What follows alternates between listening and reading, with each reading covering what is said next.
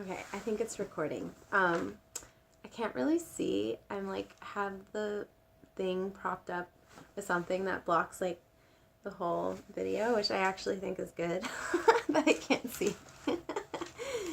um, okay, so last time we read from Distortion of Miracle Impulses, and we read from paragraph 4, so we'll be on paragraph 5 today. Okay. Just want to make sure I'm counting this right. Okay, 1, 2, 3, 4, 5. Okay.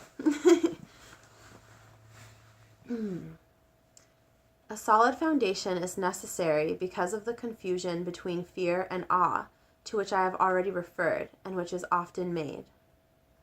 I have said that awe is inappropriate in connection with the sons of God, children of God.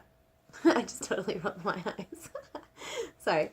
I have said that awe is inappropriate in connection with the children of God, because you should never experience awe in the presence of your equals. I just want to pause and say how much I really appreciate that.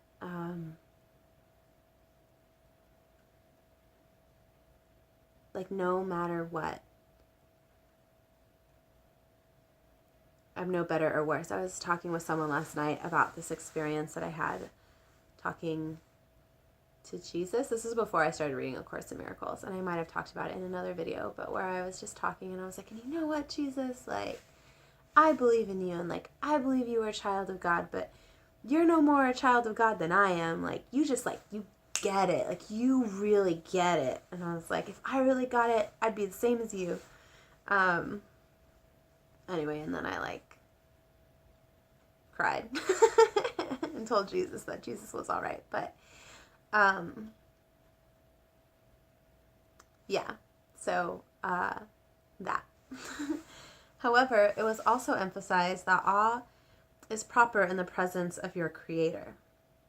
I have been careful to clarify my role in the atonement without either over or understating it.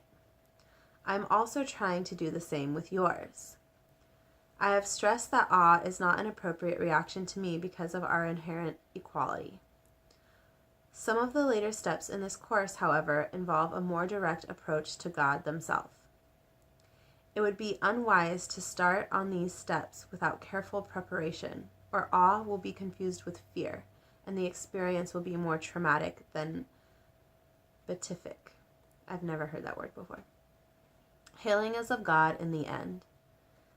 I highlighted that. The means are being carefully explained to you. Revelation may occasionally reveal the end to you, but to reach it, the means are needed. Just makes me think of, I've been talking with people a lot about different drugs like ayahuasca and raw cacao, even though I guess it's not a drug, and mushrooms, and just stuff that kind of like gives you a glimpse of different things, but how like I just think there has to be sober ways to do it, and like the many experiences that I've had sober that have been like, oh yeah, God definitely exists. Like there is definitely something much bigger than me out there, and this like revelation may occasionally reveal the end to you, but to reach it, the means are needed. It's just like, you know, there's a way to be in what so many people want to be in through use of drugs by simply connecting with a higher power. And like, I've experienced that. Yeah, and I've done drugs and I've experienced that as well, you know, and I don't do any of that stuff anymore. Like I said, I'm in 12 step. But I'm like so curious what that looks like when I just did that. Anyway, I think this is really interesting. It would be unwise to start these steps without careful preparation, or awe will be confused with fear, and the experience will be more traumatic than beatific. I also need to look that word up, but it just makes me think of kind of a lot of religious ideas where it's like fear and even well, I don't want to go there right now, but